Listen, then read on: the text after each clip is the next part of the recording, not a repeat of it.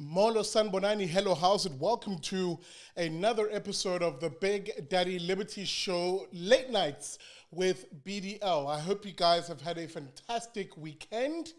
And yeah, man, I hope you guys have just taken this moment to just really, mellow out a little bit, especially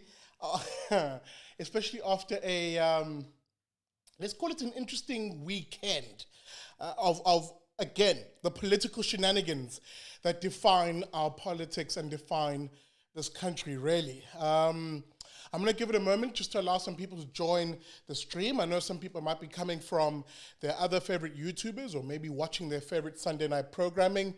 With that being said, if you are joining us right now, welcome to it. Molo Sanbonani, hello, how's shalom, and goeienaand, and welcome to Late Nights with BDL. This is your Sunday night easy chat that ends off another, and caps off, if you will, another weekend. I'm just going to keep an eye on the comments here. I have been, as you guys will know, having some issues with my YouTube, so I'm just going to double check that everybody can hear me clearly, and that and that the stream is clear and crystal clear. So I'm just going to wait for some comments to come in through that. Whilst I'm at it, let me just keep an eye on the comment section here. Welcome, Mchali, Samana Putwami, Kabangani, welcome to the show, Baba. Thunder Voodoo, I see you, deeply concerned citizen, as we all are. Welcome to the stream. I can see you in the comment section. Molemo Meseu. Molemo, I did see your missed call. Sorry to shout you out on the show. I've just been a bit busy this evening. I've just only sort of come home and relaxed, so I will get back to you. Molemo Musau, by the way, who's in the comments, has a YouTube channel, which I encourage you guys to check out, and we might be doing something together very soon. Molemo, shout out to you, brother. I see you. Pete Smith, hello, everybody. Hello, Heather B.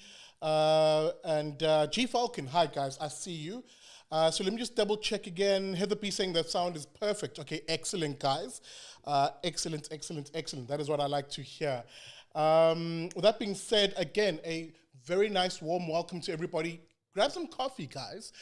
Grab some coffee, hot chocolate, whatever is your, and soon, if I can mention it right now, you're going to be able to grab a nice lekker warm drink, a nice hot drink as the alcohol is back and the cigarettes are back, which again I did mention in the last vlog. I do believe it was vlog 44.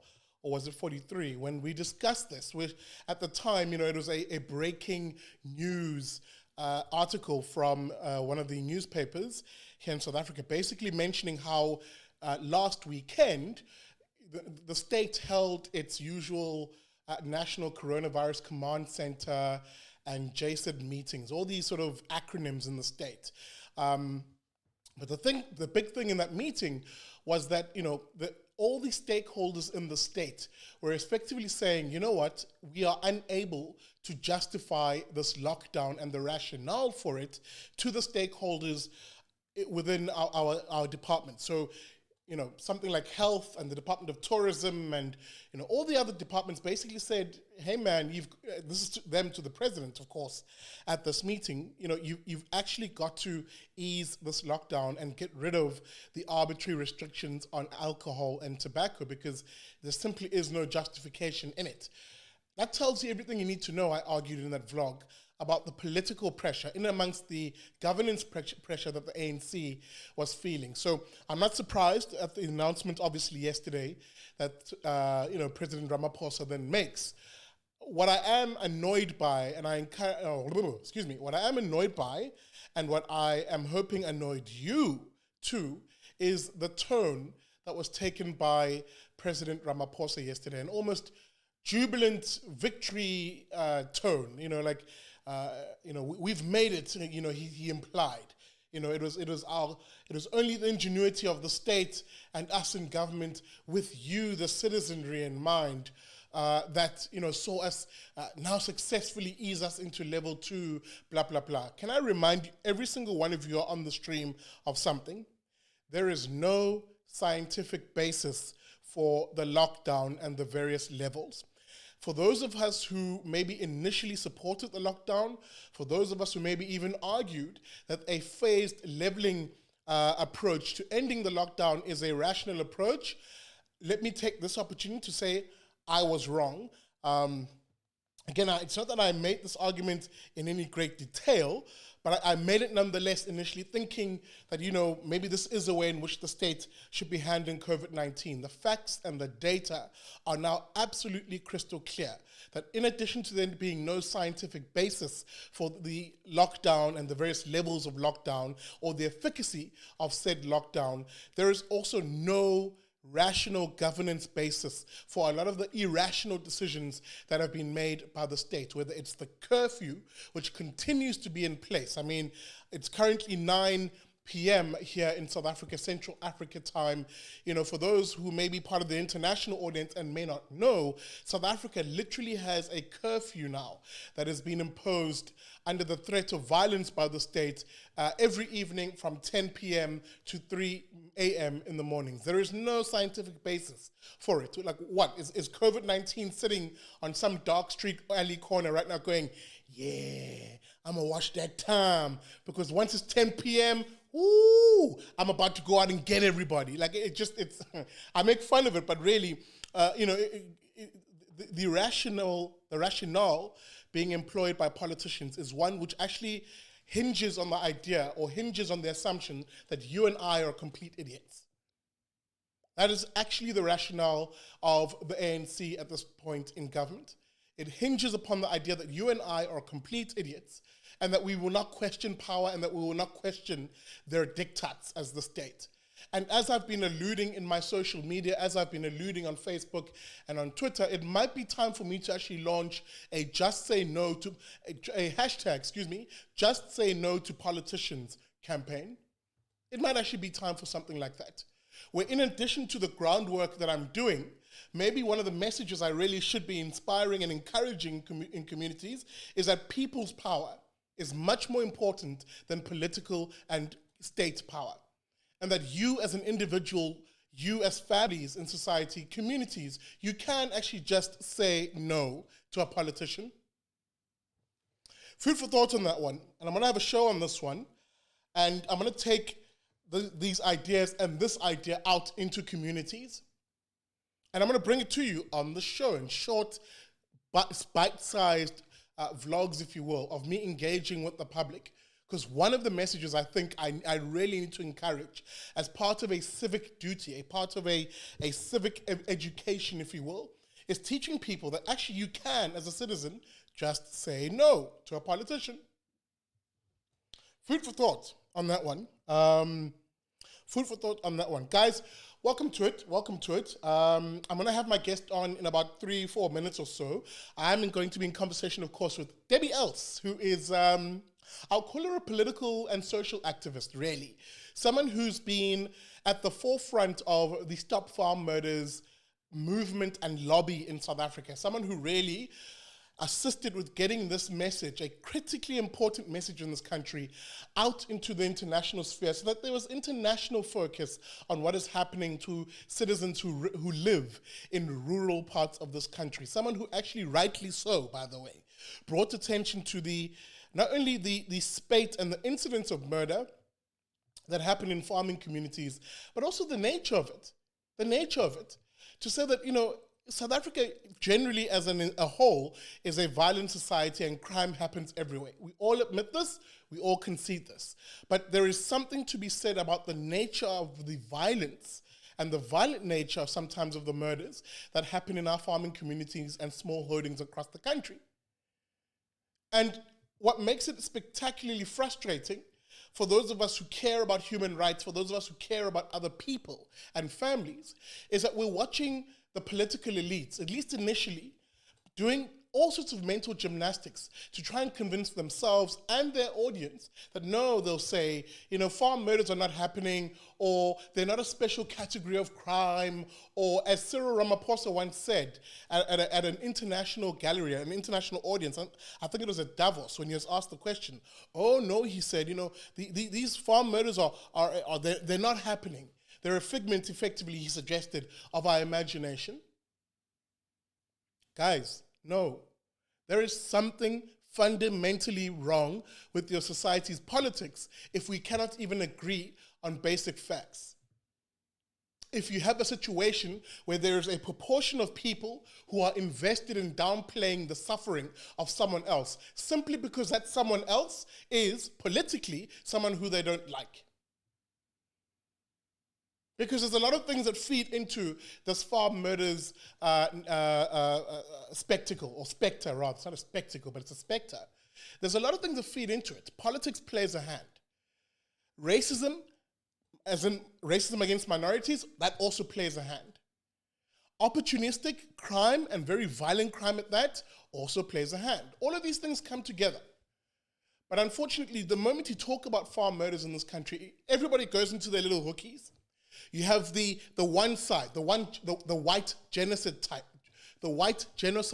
types, who then, almost like Black Lives Matter, appropriate a victim narrative on themselves based on their race. So they'll say things like, oh, you know, this is happening because we're white. And because we're white, we're being attacked. And then you point out to them that actually, no, dude, like this violence is happening even to black farmers.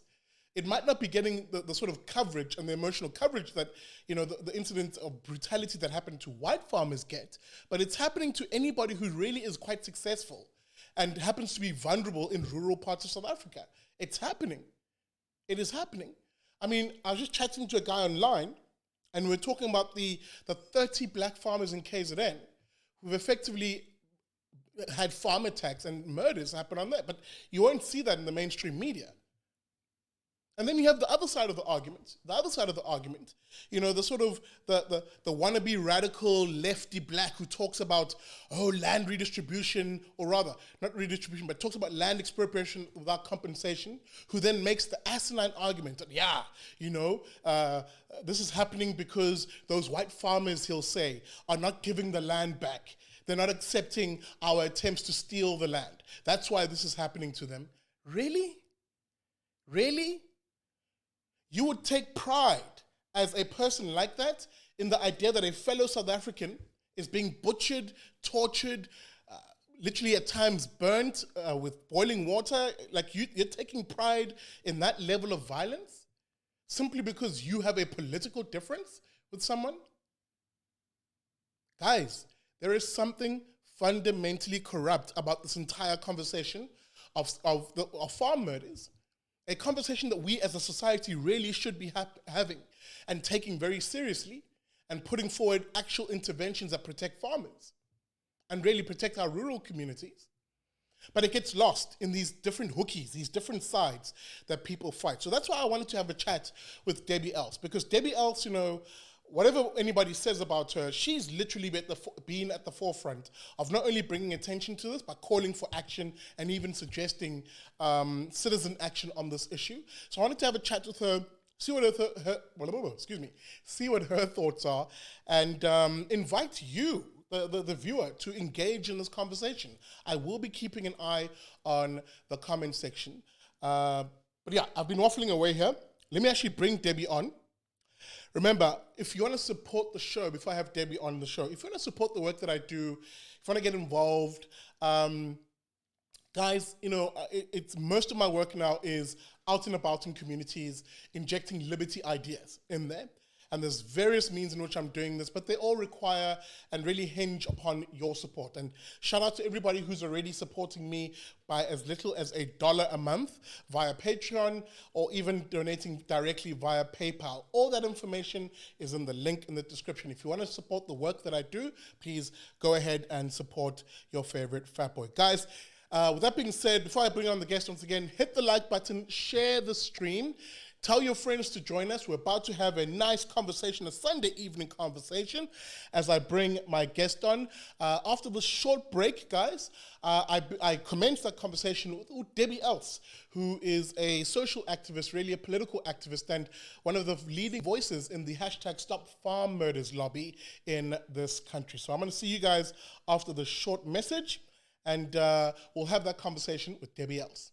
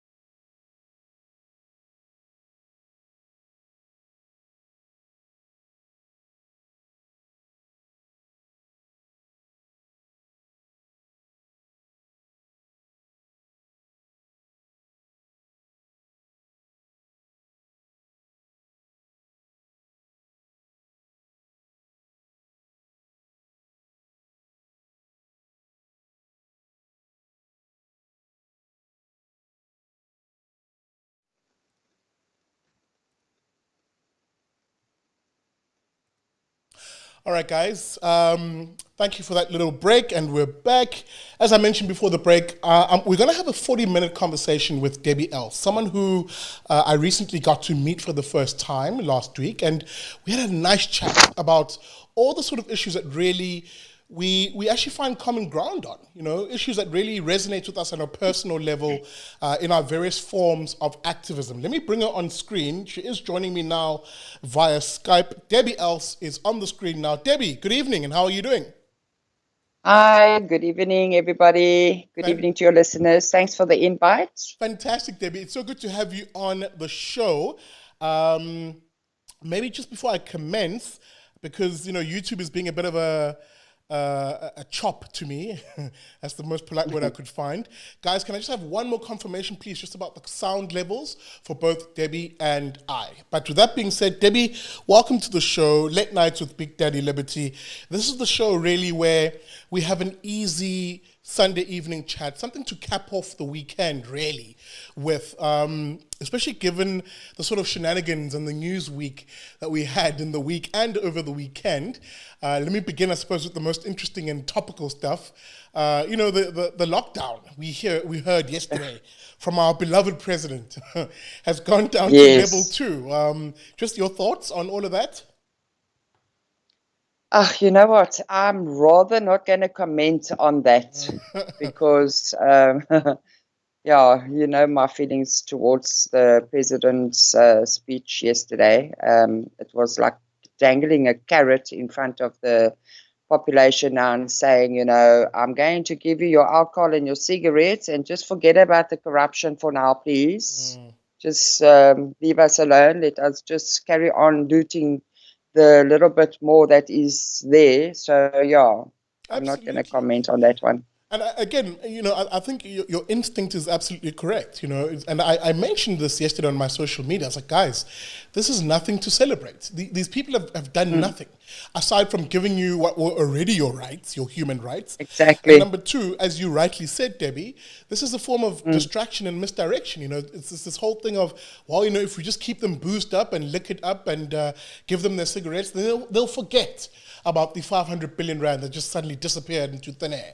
But nonetheless, Debbie, I want to jump into tonight's conversation, and let me begin perhaps from the top, and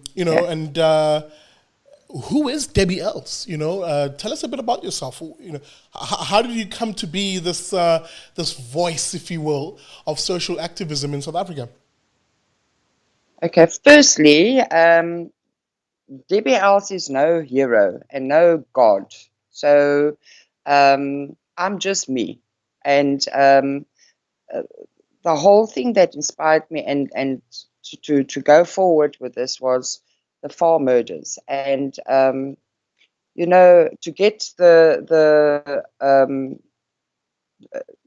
reason why I became the social activist in order to bring the awareness to the farm murder attacks in South Africa, which has been going on for years. I mean, even though there has been so many discussions and marches and forums trying to bring it all afore, there still has been no great response from government or from any other political parties. And to put it as a priority, and our food production is at risk here. And my actual pass in this was a film about the farm murders. It's called It's Happening Now. Which America asked me to write. And it brings to life about all the happenings and the experiences of the people out there, the farmers, and what they've been through, and put it into a movie so that the people can really understand what is really, really happening in South Africa with the farmers. And the brutality of the murders. And during the South Africa current circumstances, it has not been easy for me in order to produce the movie yet, with all the havoc going on in South Africa. And I just need to make the people aware that our food security for our children and to make the awareness of the farm murders, just to get it out there in the world. And I think everybody is now standing up, and the awareness is out there because right throughout the world, everybody is now talking about it. And it's always been hidden and not spoken about. And even though our president, up until today, does not actually want to admit that he made a mistake when he announced that there is no farm murders. So yeah, it's very tough, you know. It's tough to do something like this, because you get threatened and you get classed as a racist and you get classed as all sorts of things. But yeah, it's not going to get me down. I'm there for the farmers, and my aim is to get the awareness out there. And everybody's standing up now and doing it, and I'm so proud of them all for doing that. Absolutely. And it's awesome to see our country actually standing up for a change now and taking a stance. Absolutely. Debbie, I think you're touching on so many interesting talking points then. I want to just unpack them a little bit, each of them, because I think you know, yours has been a very important voice when it comes to lighting that fire, if you will, for awareness, because, you know, we live in a country where, you know, there's different groupings for whatever reason who want to isolate themselves, who want to stay, you know, in their little hookies, as I like to call it.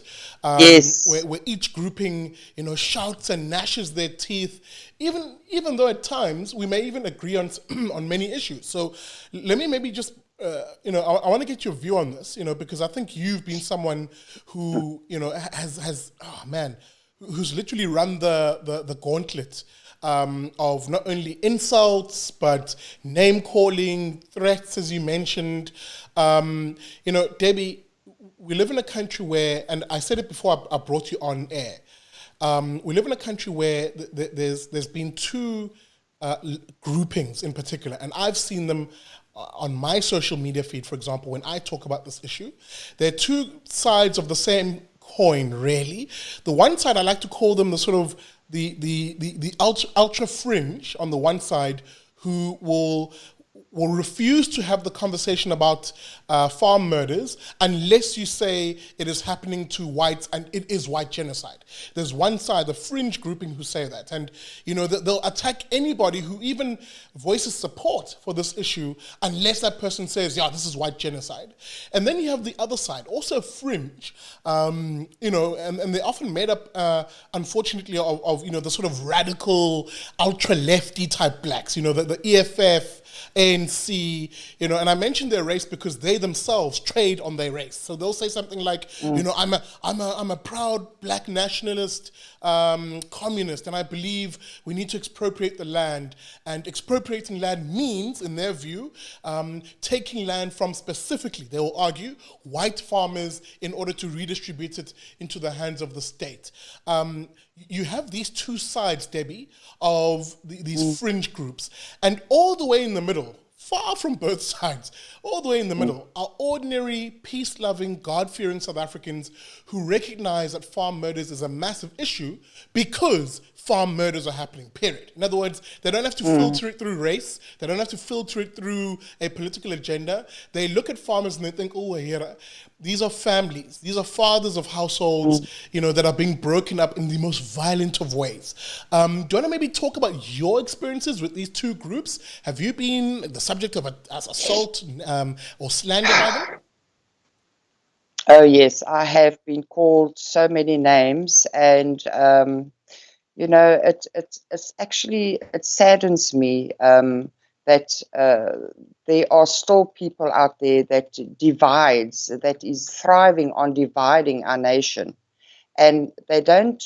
It's like they don't want the nation to be united, you know. So they will do anything in their power to divide us. And you know what? The scariest part is that it is a politically agendas. It's political groups and the government that is doing this.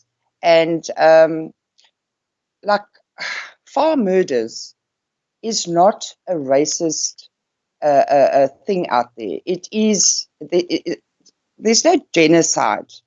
What the problem here is that the white people, farmers, they are being targeted. Yes, they are being targeted. But it Absolutely. is not just the white farmer, because you've got the farm worker who stands by the farmer and that's been with the farmers for years and years.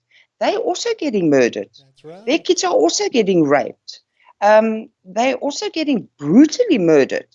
And you don't always see that in the news. You know, you always just get the one side of, as you know, the media likes to fixate on just a specific race. And it's sad actually, because I mean there are Indian farmers, there are black farmers, there are colored farmers, and there's the white farmers. Yes, it's factual that the white farmers are being targeted, but it is not just white farmers, and the people need to understand this. Yes, you again, it's factual that there are a lot of white farmers being murdered, but so are the black and colored and Indian farmers being murdered. But not a lot has been said about them. And and it's really very, very sad that these things are happening. And you know, Debbie, let me what come do in you there do? because let me come in there because I think you're spot on, and I've always said that I think part of what's happening also is how the media is also wanting to play up these differences, right?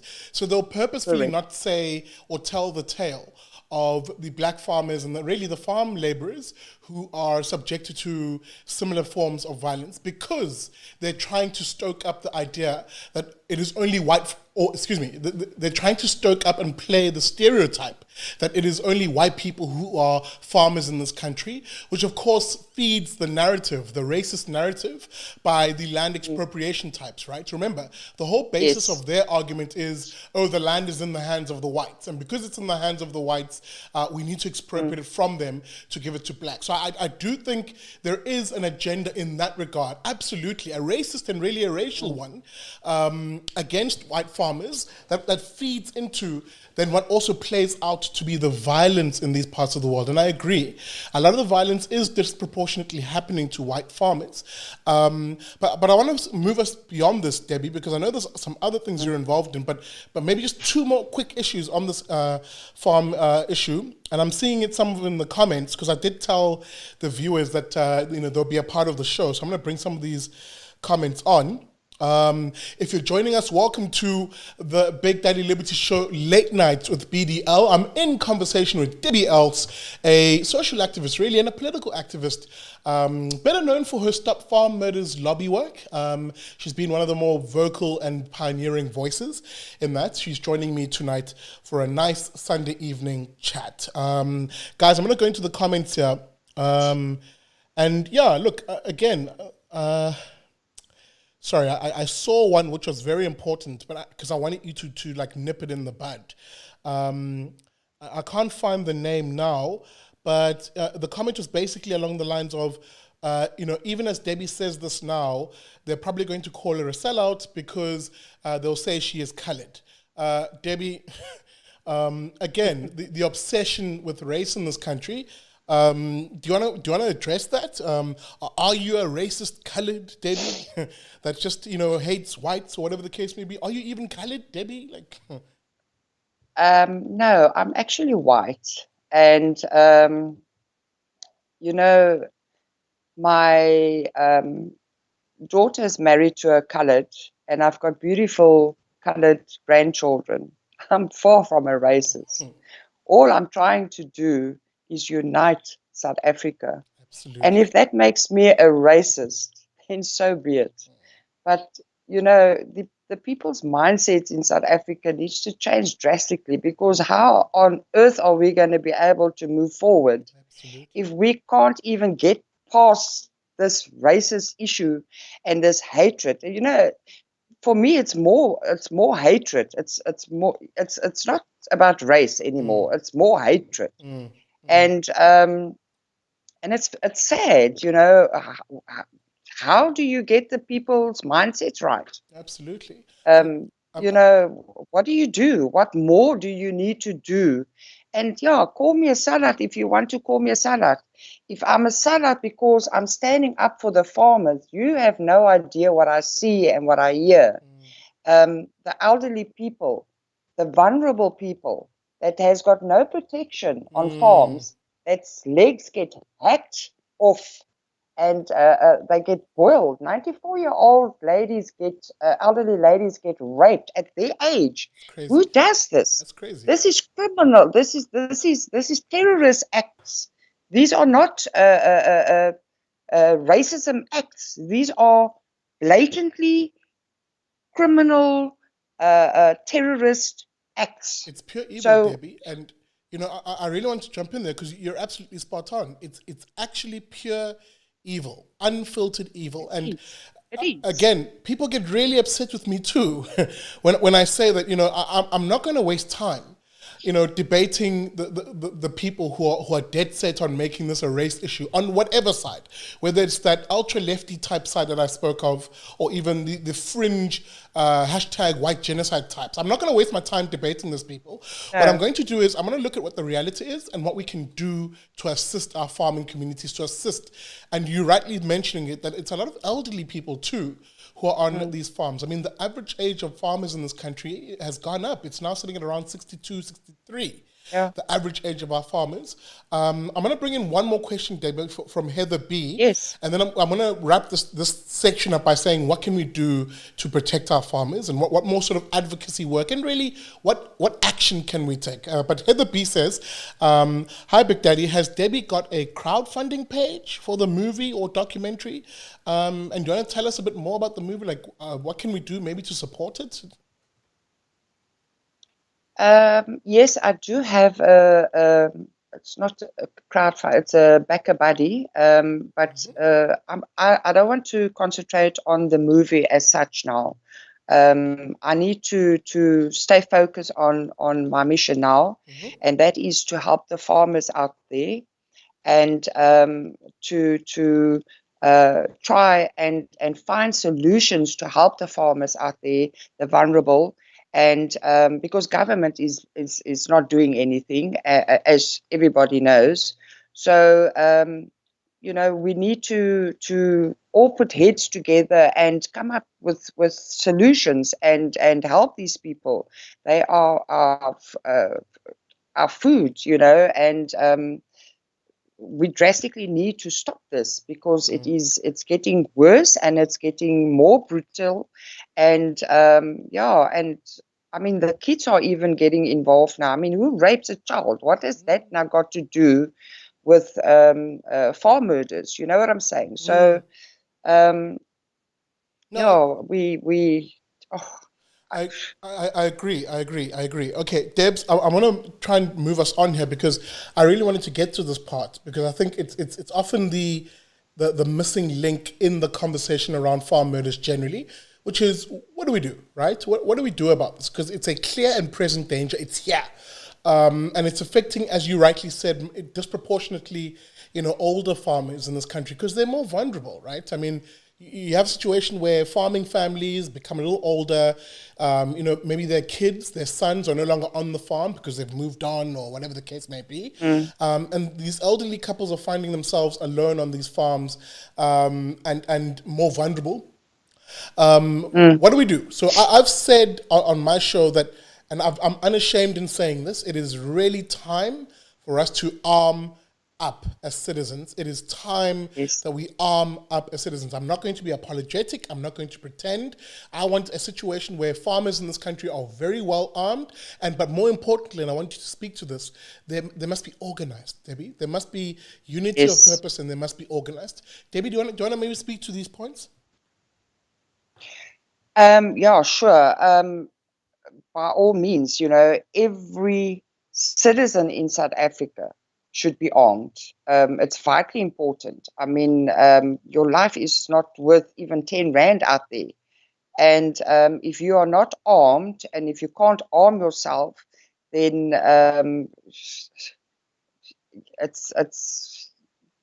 you will die because, like I said, you can walk down the street nowadays and somebody can just shoot you or whatever for a cell phone. I mean, there's no justice. There's no nothing. So we need to arm ourselves, and the government needs to step up, and they need to bring the commando systems back that there was, which they took away. And we need to get protection out there for our farmers. I mean, they are our bread and butter, and they are the future for our children. So yes, by all means, they really need to step up, and they need to step up very quickly before it is too late, because South Africa there's a big crime problem in South Africa. And I will fight for the farmers up until the day I close my eyes. But yeah, we really need to do that. We need to get the security systems out there for the elderly farmers. We need to get the police assistance more productive for our farmers, because they useless as such. So yeah, I agree. I hear you. I think Debbie's frozen here on my side. All right, we've just had a slight technical glitch. Debbie, I think you're back, but we missed you there for just a few seconds, just 4 or 5 seconds. But yeah, I echo your sentiment, and I think equally important is the need for farmers to get organized, to form those farmers, farm watch organizations, to form those broader community watch organizations that everybody should be linked up and to have each other's back. But Debbie, I'm going to move us on a little bit. We've lost Debbie again. Guys, I'm really sorry about that. I'm really sorry about that. Sorry, I've lost you. Okay. All right, Debbie, just give it a second. I'll bring you on screen in a moment, just to give you a moment to try and fix that connection issue. Guys, welcome to it if you're just joining us on the Big Daddy Liberty Show. This is Late Nights with BDL. Debbie's just having a connection issue. I can see she's back now, so I'm going to put her back on screen. Just before I do that, Debbie, maybe just sorry about that. Just maybe move to your right a little bit so you can be in frame for us. Move to your right. There you go. Perfect. So Debbie, you're back on screen now. Okay. And yeah, before we lost you, and I'm just going to keep an eye on the comments whilst we are just having this chat. Sorry, guys, the comments move quite quickly, so give me a moment if I don't get to your question. Let's see. Yaku Myberg agrees with you. Says, hey, I'll bring back the commandos. Rolf Hartig say also by asking people what they experience in the township with brutal crime and from where they walk them through farm owners and workers and loss of food security. Sorry, I lost you, Rolf, in the last bit of your comment, but I think I understand the gist of it. We've got another comment here from Jean-Ray Duplessis. Farmers usually do have a local unit where they would take shifts patrolling a certain area. This is in conjunction with the local police. However, due to the distance between farms, this doesn't work. I agree with you, Jean-Ray. And again, you're highlighting a point that I think we're kind of broadly making, which is there's no one solution that fits all, but it does require at the basic level, a unity of purpose, farmers getting together, organizing, but in each individually, farmers, taking greater charge and being given the freedom really to take charge of their own security. If you've watched our episode where I had Gideon Hubert on here, that's Paratus and Jonathan Wright, we spoke about this, how South Africa needs to make self-defense much easier in this country and even much cheaper, by making it easier to access firearms and the training and really organizing. But Debbie's point is a very important one. The return of the commando system is just a definite good step in the right direction, and it needs to happen. Debbie, let me just do 2 or 3 more comments before we move on in our chat. Jackie Solomon says, our neighborhood watch did a lot in the community since lockdown. They just disappeared. Is this maybe another agenda by government? That's a good question, Jackie. I'm going to put it to Debbie just now. Maybe 2 more comments.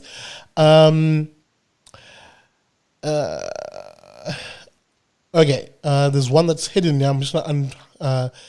Utingo basically says, put up signs that trespassers enter at their own risk in all languages, then shoot trespassers. You know what the funny thing is, Utingo? Maybe you're being facetious about this, but actually I would firmly agree. Because remember, I talk a lot about our need when we defend ourselves to defend our right to life, liberty, and property rights. But in this country, we've made that last one, we've almost criminalized the ability of individuals or families to protect their property in this country. And it's a massive issue. And just one more comment here, Debbie, before I come back to you. Yaku Myberg say, farmers should also get real. The government has no desire to help you. Work on your own safety and the safety of your community. Be a leader, not a victim. Your thoughts, Debbie, just to wrap up this part of the conversation? Yes, I just want to answer that one question. The farm community, the farm security. Yeah. Everybody knows that the government stopped all farm watches and securities during lockdown. Yes. Why? Why did they do that? There was curfew and all security, farm watches, neighborhood watches, and everything was stopped. And, you know, it's very questionable. Why did government do that? Why were they not knowing that the farm murders are such a great demand and what's happening? Why did they stop that? Why? You know, when somebody's offering you assistance with the police, when you know that the police is under pressure and all that, why take away people that are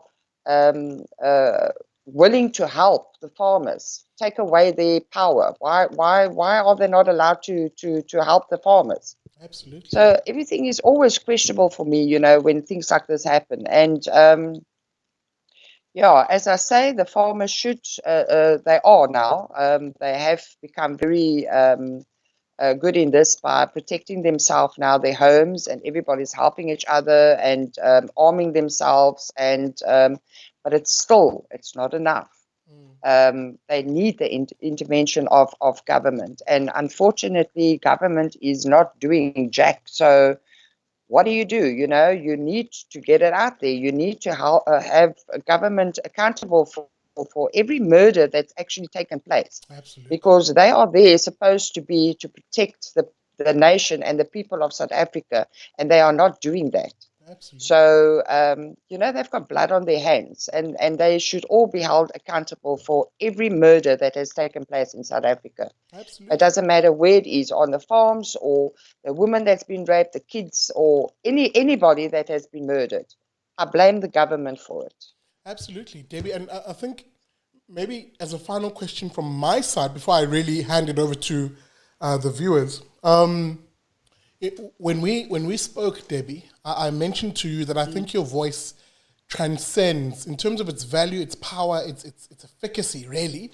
You know, it transcends just caring about the farming community. I think you're very loud and vocal around a key area that I am passionate about, and that's families in this country. That, you know, it's South African families, really, who we should be looking to as being the most important, the centerpiece of our politics, if you will, in this country. And maybe to broaden the conversation, you know, because I know there's some stuff that you're planning in this regard, but, you know, how can we maybe protect South African families, and what work are you planning basically in this regard? Where are you heading with this kind of stuff? Are you talking about the access to family? Yes. Okay, all right. I have started a new campaign now, hashtag access to family, regards to having access to your family, which we were all denied through the lockdown, and people dying alone in hospitals, and the elderly that's dying alone in the homes, that's not getting visitors. And, for me, what government is doing is so inhumane because, like I said to you, Big Daddy, I don't want to die alone one day. I want to have my family and I want to have my children or friends or somebody with me when I close my eyes one day. Um, you know, the elderly people, they've done so much for our country. They've contributed towards our country and they've helped build up this nation and this country. So why is government cutting their costs, their SASA, the old age homes budget has been cut? Why are they crippling the elderly? Why are they not taking care of our vulnerable and the elderly people? We as family can't even go and visit them because we weren't allowed to, because it was said that the COVID-19 is going to cause their death. But it just doesn't make sense. It doesn't make sense. And I'm sorry, I will not allow the government to destroy all dignity and humanity of the elderly people anymore. And the farmers, the farmer tax and that, it's mostly elderly. They're the vulnerable and they are the target. So, why are they targeting the elderly? Why are they taking the dignity away from the elderly? And we need to stop this. It's wrong. It's wrong. And it's please, people. It's not about race here as well. It is all colors. The other day I went down to one of the malls here, and I spoke to an elderly lady there, and she was actually a colored elderly lady. And my heart goes out to these people. I mean, it was, I think it was the SASA payout day. I mean, they are so poor looked after. And our constitutional and our human right, isn't the government supposed to look after us, the people? Where are we going wrong here? It's wrong. It is just very, very wrong. And we need to really do something. I get so angry when I talk about it. Sorry, And I think Daddy. it's a shared anger, Debbie. It's a shared anger. It makes me angry. And makes me angry. It's one which we share, and I say this because I've always said on the show, if there's one area that is genuinely a soft spot for me, it's families. Period. It's South Africans are deeply passionate about who we are, insofar as our families and the dignity. And not only the dignity, but really the deep levels of care that we have for family members. South Africans will break their backs for the benefit of family. Yeah. And to literally have a political system, a political elite in this country that have almost done anything and everything in their power to prevent South Africans from connecting as families tells you everything you need to know about the people who we call our leaders in government. Our leaders. Exactly. That's why yesterday, when they finally relented, and Cyril Ramaphosa came out triumphantly, the false and the fake triumphant tone he took with us to say, people, I'm bringing us back to level 2, and now you can go and see families also, he said, and amongst the other things, of course, that he announced. I actually felt no sense of happiness from that, because I just thought about the perhaps hundreds of thousands of families out there who have absolutely been broken under this period. Yeah. People who maybe are scarred for life now because maybe they lost their relative over this period without having that ability to say their final goodbyes.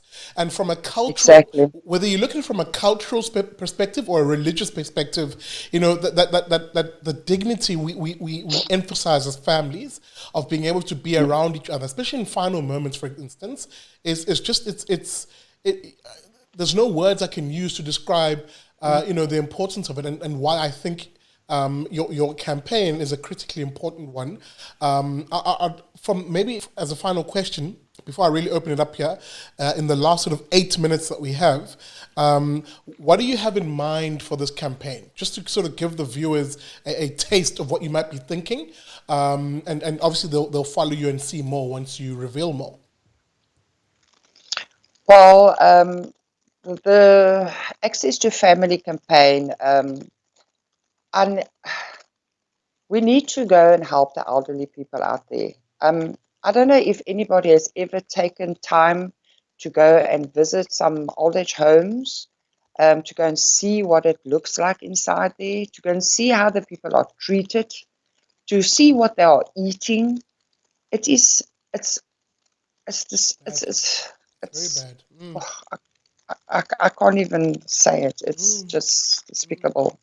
And I think, and then you get some South African families that take their mom and dad to the old age homes, and they just dump them there. It's like they are nothing, and they don't even bother going back to go and visit them, or they just leave them to the old age home to sort out.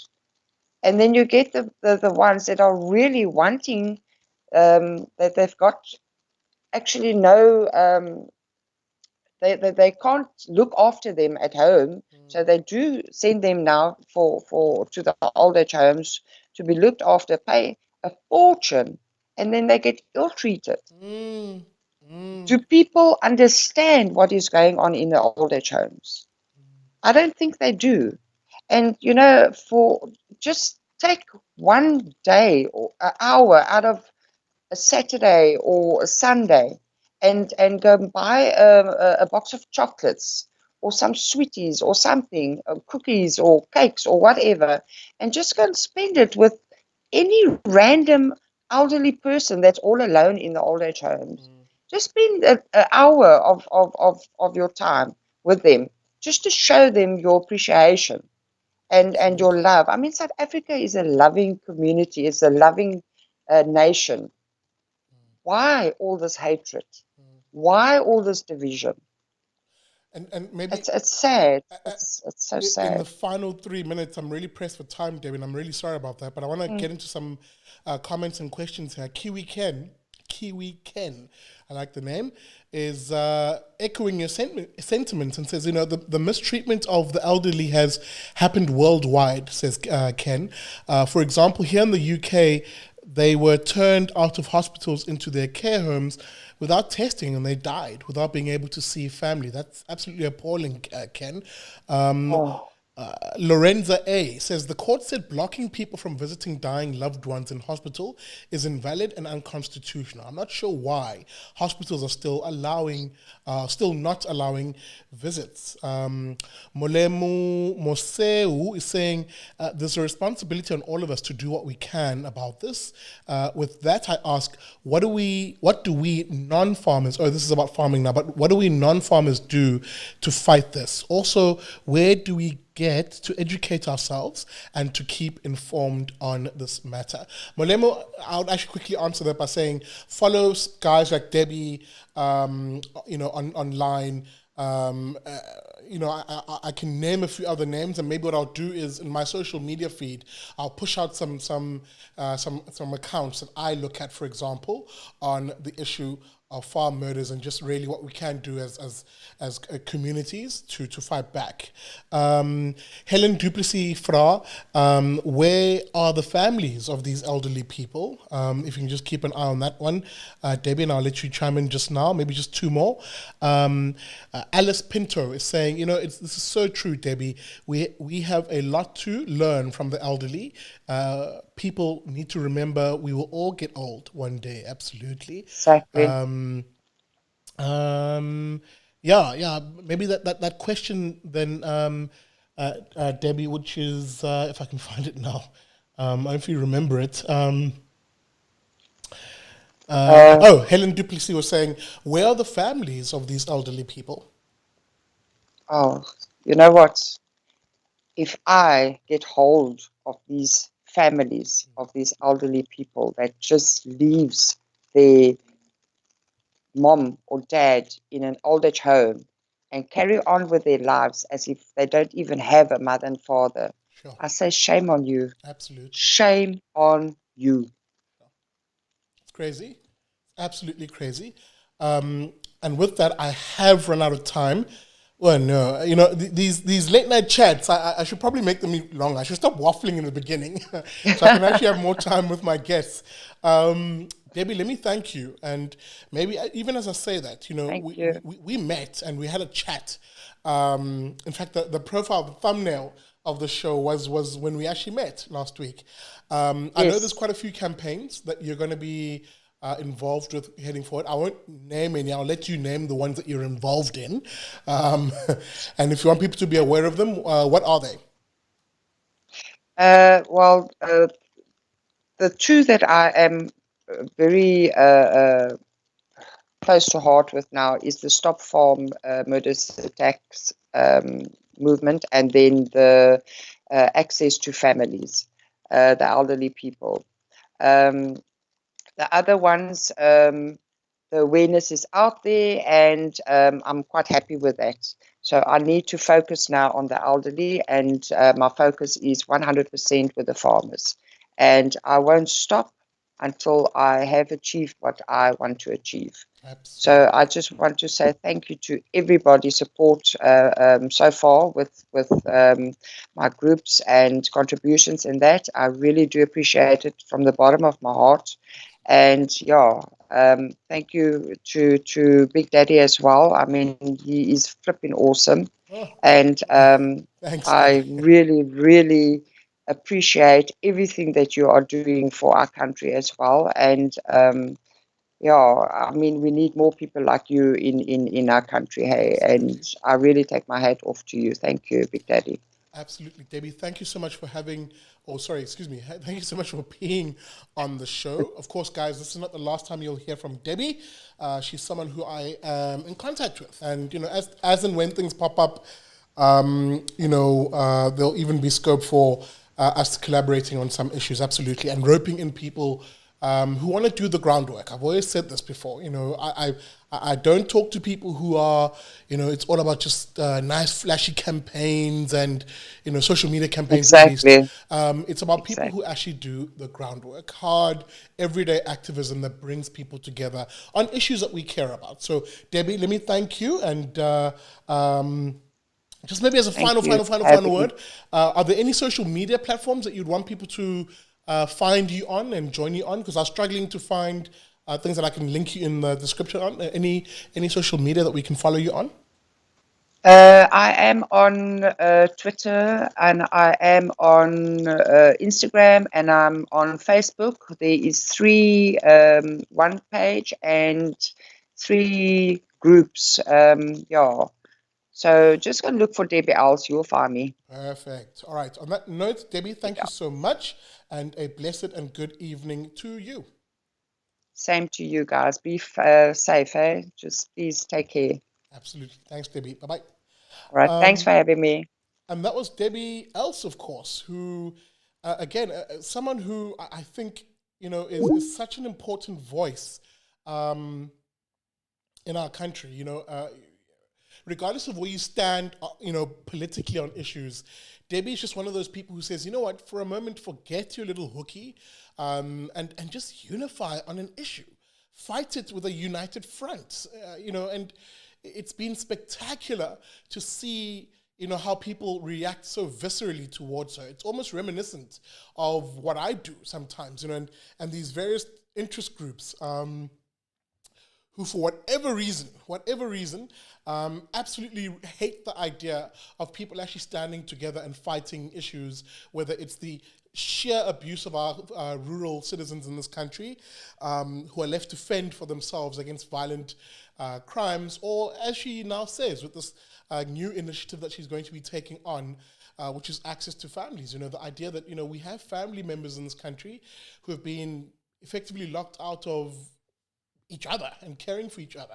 I think that's a very important campaign that she'll be waging. A big word of thanks to Debbie Els on that. And guys, thank you so much for joining us on the show. This is, of course, Late Nights with BDL, your lazy Sunday evening chat that wraps up the week, hopefully.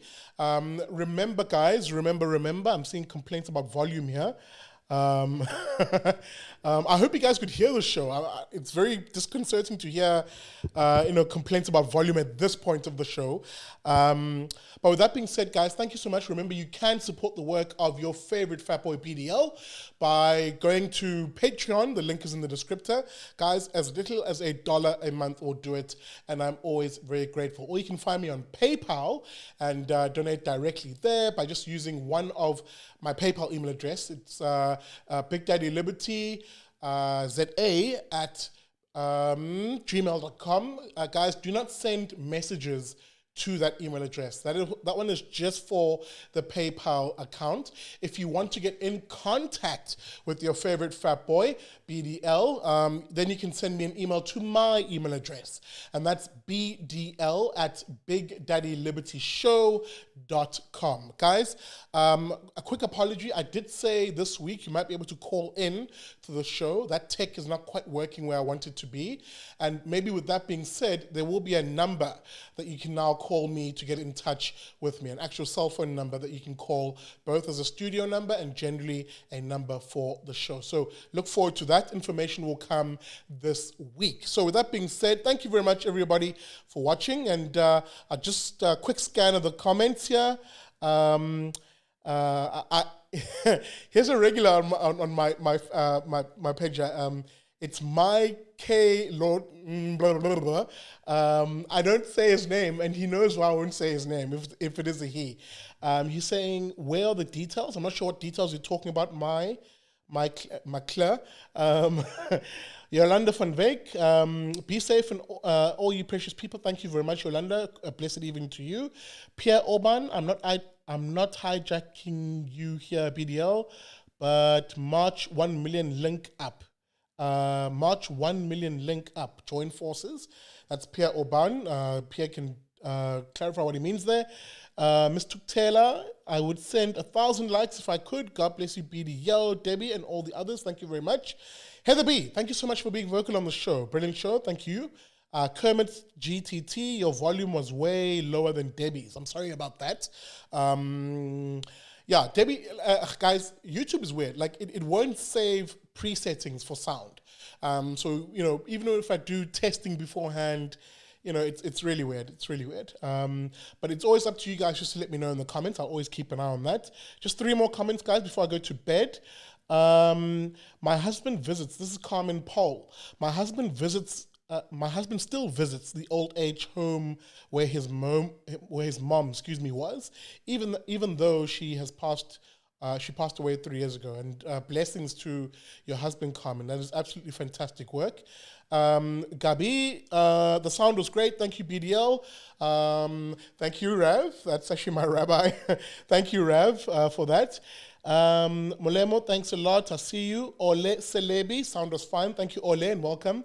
Another familiar face. Alice Pinto, thank you, guys. Thanks, everybody. Julia Bordelin, I see you. Vanessa Perry, missed the show.